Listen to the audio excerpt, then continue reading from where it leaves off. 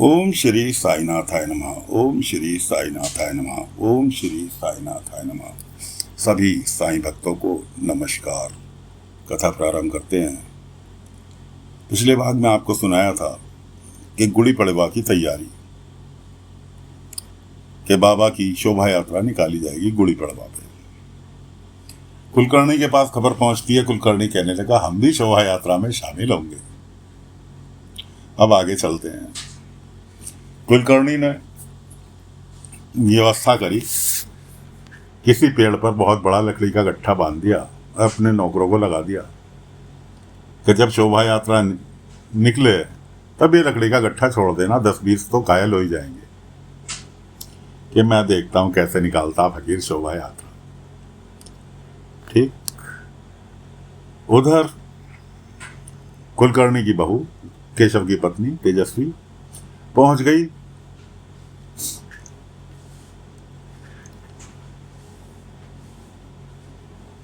सांवरी के पास। सांवरी यानी महेश की पत्नी, उसके भाई की पत्नी, जो कि नीची जाति की लड़की से शादी कर ली थी। तो वहीं पीछे एक पुराना खंडर सा मकान पड़ा था, वो दे दिया था रहने के लिए महेश को। तो वो उसके पास पहुंच गई कि आज की आज मकान खाली कर दे, बहुत दिन रह ली। वो कहने लगी, मैं कहाँ जाऊंगी, मेरा पति है नहीं, बाहर गया नौकरी करने के लिए, जब आएगा तब जाऊंगी। कि मुझे कुछ नहीं पता, कि जाती है तो बता, नहीं तो उठा ली लकड़ी, वरना तेरा इस लकड़ी से सिर फोड़ दूंगी। और लकड़ी उठाई मारने के लिए, वो लकड़ी टूट के बेचारी सांवरी तो डर के मारे पीछे को हटी, और वो लकड़ी टूट के उल्टी तेजस्वी के लग गई। इतने में प्रकट हुए बाबा। तेजस्वी कहने लगी, अच्छा फकीर, तेरा ही करा धरा काला जादू था ये। बाबा ने कहा, मेरा कोई जादू वादू नहीं था, कोई काला जादू नहीं था, लेकिन तुमने अपने घमंड में अंधी होकर ये नहीं देखा कि लकड़ी गली हुई है, और तुमने उठा ली। फिर भी वो तेजस्वी जो थी, सांवरी को चेतावनी दी कि मुझे कुछ नहीं पता, शाम तक का टाइम है, कहीं और रहने की व्यवस्था कर ले, फिलहाल यहां नहीं रहेगी तू। सांवरी बाबा से कहने लगी, साईं कहाँ जाऊं। बाबा ने कहा, चिंता मत कर, जाने की भी जगह निश्चित हो गई। उसका चचेरा भाई सांवरी का शिरडी में ही रहता था। उसके एक गाय थी, पत्नी थी नहीं, एक बेटा था। उससे बाबा नाराज थे। किस बात पे नाराज थे, ये तो आने पे खुलासा होगा आगे चल के।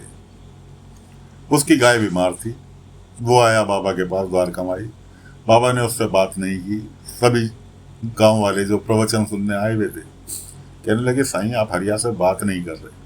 बाबा ने कहा, बात बेशक नहीं कर रहा, इससे मैंने एक सवाल पूछा, जिस दिन ये उसका जवाब दे देगा मैं इसके सारे सवालों का जवाब दे दूंगा, लेकिन ये मेरे पास जो मदद मांगने आया वो मदद पूरी करना तो मेरा फर्ज बनता है। इतना कह के बाबा उठ के खड़े हो गए, चल दिए। पहुंचे हरिया के घर। हरिया के एक छोटा बेटा था, नाम रखा हुआ था गोपाल। बाबा को देख के खुश हुआ। बाबा ने उसकी गाय को दवाई दी। दवाई क्या ऊधी दी, गाय सही हो गई। बाबा ने कहा, लेकिन इसकी देखरेख करनी पड़ेगी 2-4-6 दिन।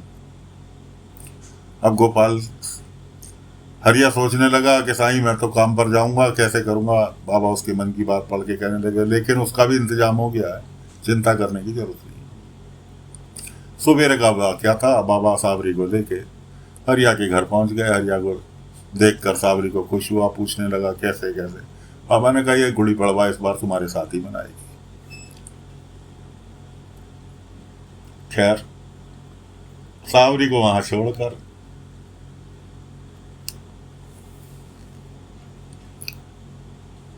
सांवरी के हाथ में एक दवाई की मट्टी का पात्र में दवाई थी, दे के कहने लगे, ये एक औषधि चूर्ण है। सुबह नंबर 1 तो खंडोबा मंदिर से शोभा यात्रा निकलेगी, उसमें आना मत भूलियो। दूसरी चीज, सुबेरे सुबेरे खंडोबा मंदिर चली जाइयो। इस औषधि की जरूरत किसी को पड़ने वाली है, उसको दे दियो। सावरी पूछती रह गई, साईं कौन, कैसे, क्या? बाबा ने कहा खंडोबा मंदिर जाएगी तो पता चल जाएगा। उधर मकरंद, तेजस्वी का रिश्तेदार, बैलगाड़ी आके रुकी। सुबेरे का टाइम, बैलगाड़ी आके रुकी खंडोबा मंदिर पे। पत्नी उसकी बीमार थी। बीमार क्या थी? उसका बेटा किसी ने अपहरण कर लिया था। क्या हुआ था ये तो आगे चल के पता चलेगा। वो किस कवियों नंदलाल नंदलाल कह के भाग लेती थी, फिर बेहोश हो जाती थी। यही काम उसके साथ खंडोबा मंदिर पर हुआ। बेहोश हो गई। अब मकरंद जो था अपने साथी से कहने लगा कि जरा दवाई का डिब्बा तो लाओ, इसमें से औषधि। दवाई का डब्बा लाए, दवाई का डब्बा खाली, उसमें औषधि नहीं थी। अब ये औषधि कहाँ से मिलेगी, कैसे मिलेगी? मालसापति जी से पूछने लगे। मालसापति जी कहने लगे, भाई मैं तो नाम भी पहली बार सुन रहा हूँ, तुम एक काम करो, द्वारका माई ले जाओ साईं के पास। साईं? बिल्कुल नहीं, हरगिज नहीं, मैं नहीं जाने का फकीर के पास, मैं नहीं विश्वास कर पा। उसका साथी कहने लगा, भाई साईं की कृपा अपने आप आ जाती है। शिरडी में कदम रखते के साथ ही इतने में सावरी प्रकट हुई, वहां पहुंची। कहने लगी, आपको ये औषधि चाहिए? मेरे पास है, ये लो, मेरे किसी काम की नहीं है। साईं ने कहा था कि खंडोबा मंदिर चली जाना, किसी को इसकी जरूरत हो तो दे देना। साथी जो था मकरंद का कहने लगा, देखा साईं की कृपा पहुंच गई तुम्हारे पास।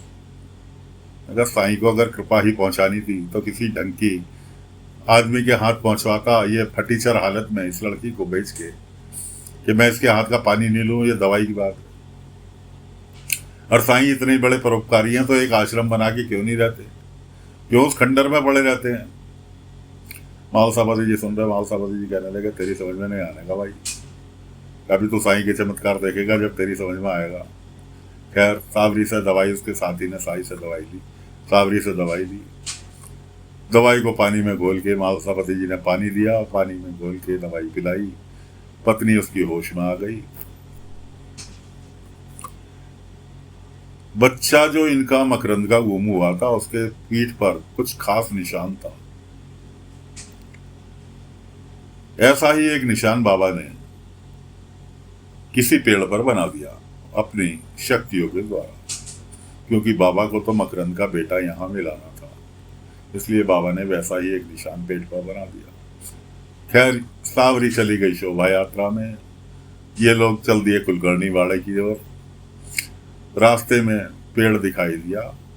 अब मकरंद ने अपने बच्चे की पीठ पर निशान जो देखा था, सेम वैसा ही निशान उसे पेड़ पर बना पाया। मकरंद कहने लगा कि ये निशान आया तो आया कहां से, किसने बनाया, कैसे हुआ, क्या भेद है? खैर ये लोग सोचते हुए निकल गए कुलकर्णी वाड़े की ओर। उधर खंडोबा मंदिर से शोभा यात्रा स्टार्ट होनी थी। सभी लोग इकट्ठे थे। बाबा का कहीं अता पता नहीं था। सब कह रहे साईं नहीं है, साईं नहीं है, साईं नहीं है। सारी तैयारी हो गई, समय हो गया शोभा यात्रा का। इतने में साईं भी वहां पहुंच गए। सारे कहने लगे, साईं के पहुंच के खुशी हुई। फिर उसके बाद कहने लगे, साईं ढोल वाले तो आए नहीं, बिना ढोल के कैसे शोभा यात्रा में मजा आएगा? बाबा ने कहा, चिंता मत करो, ढोल वाले भी पहुंच रहे हैं। नासिक के ढोल वाले, नासिक के ढोल वाले कुछ खासी ढोल वाले होते। कुछ देर में 4 जने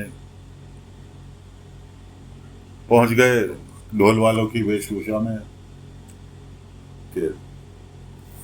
कोई बात नहीं जी, कि जी ढोल तो हमारे पानी में भीग गए, इसलिए ढोल बजाने के लिए, लेकिन हम शोभा यात्रा में शामिल होना चाहते थे, इसलिए हम यहाँ पहुंच गए। अब साईं बिना ढोल के कैसे मजा आएगा?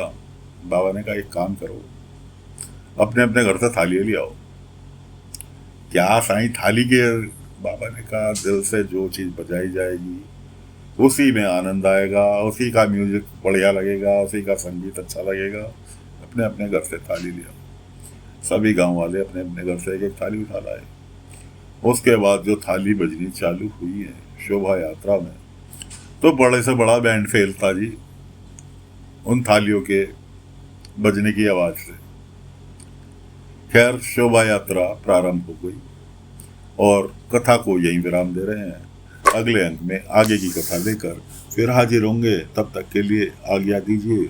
ओम साई राम, ओम साई राम, ओम साई राम, ओम साई।